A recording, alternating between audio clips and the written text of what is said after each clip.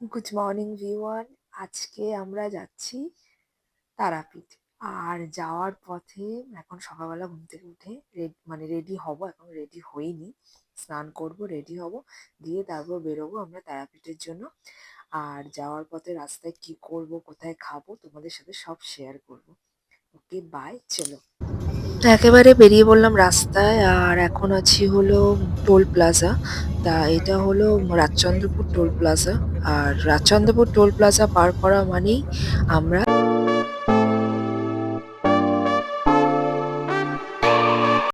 সকাল সকাল বেরিয়ে পড়েছি, খাবার তো লাগবেই।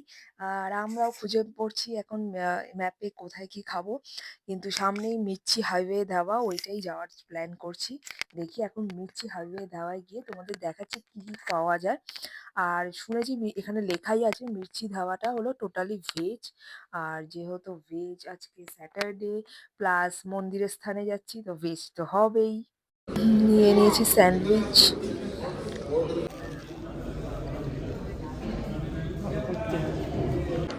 তার সাথে অর্ডার করেছি ধোসা, স্যান্ডউইচ, তারপর চিল্কা। আর ওরা হলো এই যে মেয়ে ধোসা নিয়ে ব্যস্ত। ধোসা খেতে মেয়ে ভীষণ ভালোবাসে, আমিও ধোসা খেতে ভালোবাসি।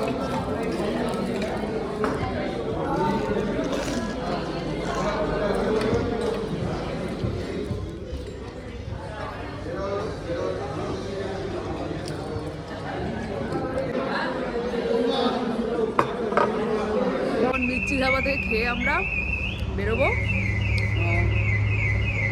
শান্তিনিকেতনের দিকে।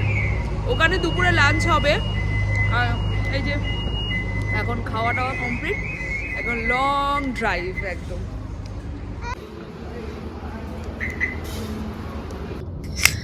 এখন আমরা শান্তিনিকেতন রোডে ঢুকে পড়েছি। আমরা বর্ধমান থেকে পার করে এটা হলো শান্তিনিকেতন রোড দিয়ে যাচ্ছি। আর আমাদের রাস্তায় পড়বে শান্তিনিকেতন। তো শান্তিনিকেতনের রোড পড়ার ফলে আমাদের ওখানে আমরা দুপুরে লাঞ্চ সারবো, একটু শান্তিনিকেতনটা একটু ঘুরবো, মানে টুকিটাকি একটু শপিং ব্যাস করে তারপর দেন বাড়ি, মানে গন্তব্যস্থল আমাদের তারাপীঠের দিকে বেরিয়ে পড়বো।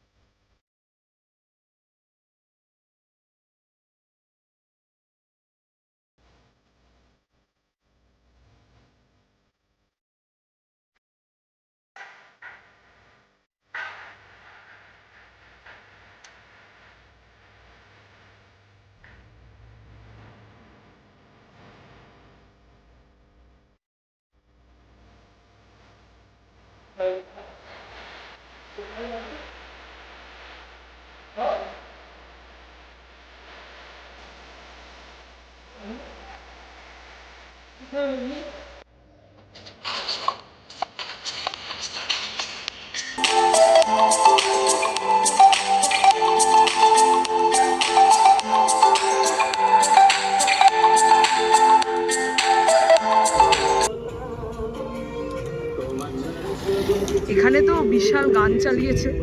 আমরাও খেতে যাচ্ছি ডাব। কত করে ডাব? না, ডাবই খাবো। না না না, শ্বাস ছাড়া দাও। এটা আমি খেয়ে নিচ্ছি শ্বাস ছাড়া। এগুলো কাটো, দেখে দেখে কাটো শ্বাস ছাড়া।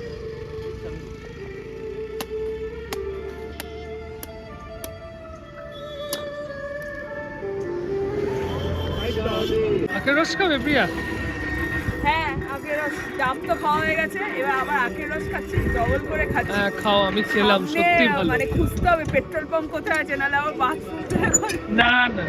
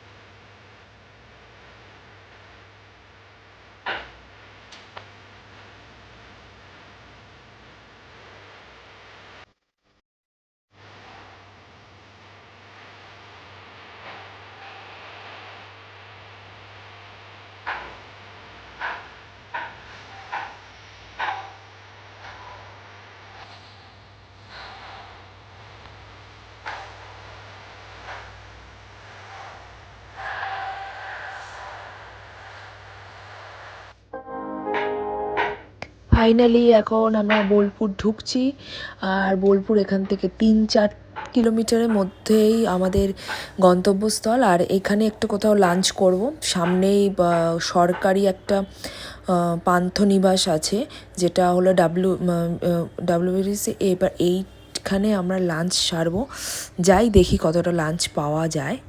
গেছি বোলপুরে এসে এখন দুপুরে লাঞ্চ সারবো। বেশি বাজে না, 12টা 12:30 বাজে। আমাদের যে রিসর্টে লাঞ্চ করতে এসেছি, রিসর্টটা তোমাদের দেখাই। বিয়ে বাড়ি ছিল, তাই রিসর্টটা খুব সুন্দর করে সাজানো ছিল। এখন লাঞ্চ কাউন্টারে যাব লাঞ্চের জন্য।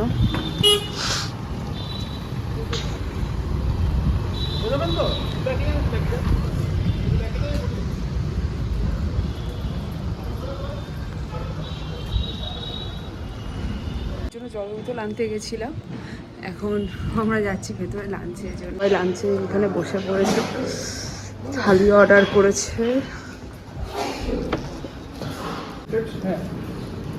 এটাও মাছ আছে, আরেকটা মাছ এই যে এখানে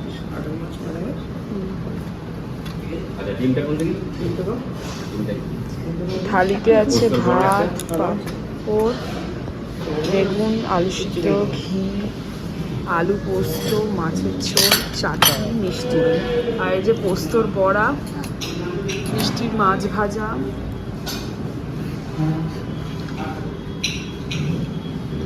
আর রাজকিরণ নিয়েছে ডিম। ফিশ রাস্তায় এলে পোষায় না, তাই ও ফিশ খায় না।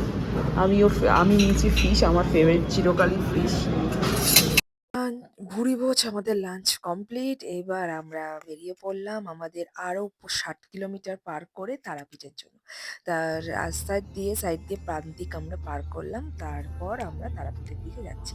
আর তারাপীঠের দিকে রাস্তা খুব ভালো, আর রাস্তায় একটু লরির জ্যাম পাচ্ছি, কিন্তু কোনো প্রবলেম হচ্ছে না।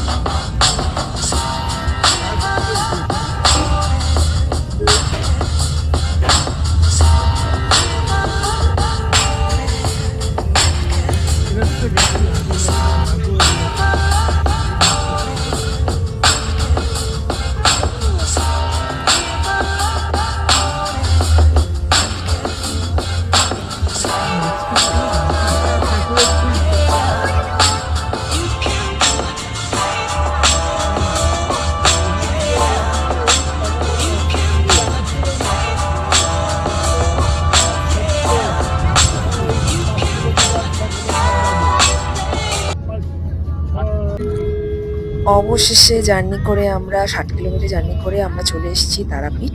তারাপীঠে আমরা এখন তারাপীঠ গেট দিয়ে ঢুকছি। এখান থেকে মন্দির 1 কিলোমিটার। আর আমরাও চলে এসেছি আমাদের হোটেলে। আমাদের হোটেলটির নাম হলো পার্থ কিং রিসর্ট। আর এটি আমাদের কত রুম ভাড়া পড়েছে কি পড়েছে সেটা তোমাদের সমস্ত কমেন্ট বক্সে ডিটেলসে শেয়ার করা থাকবে।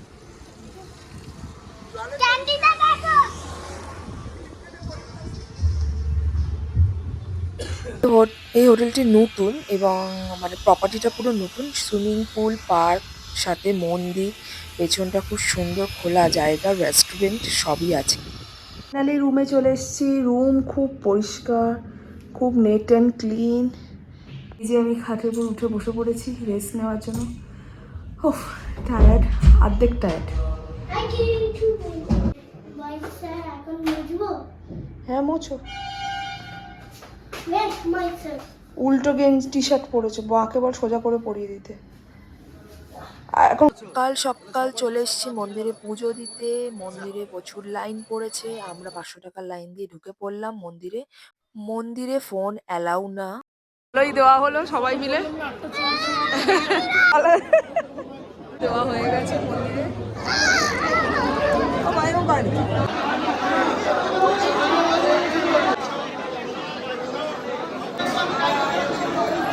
হয়ে গেছে। এখন যাচ্ছি হোটেলের দিকে।